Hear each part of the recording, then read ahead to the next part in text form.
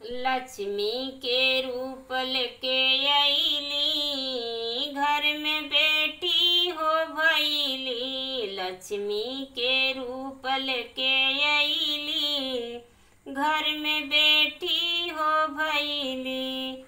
बेटी हो भइली, घर में बेटी हो भइली। लक्ष्मी के रूप लेके अइली, घर में बेटी हो भइली। करे उजियार जग में अइली, घर में बेटी हो अइली। करे उजियार जग अइली, घर में बेटी हो भइली।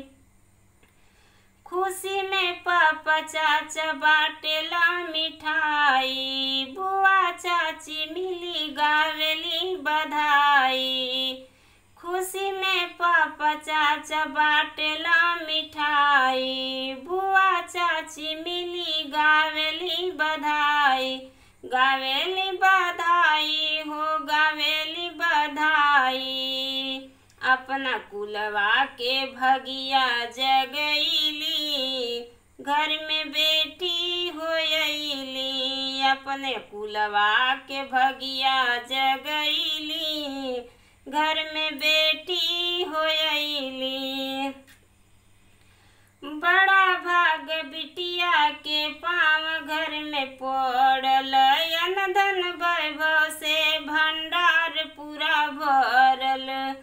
बड़ा भाग बिटिया के पाँव घर में पड़ल, अन्न धन वैभव भंडार पूरा भरल।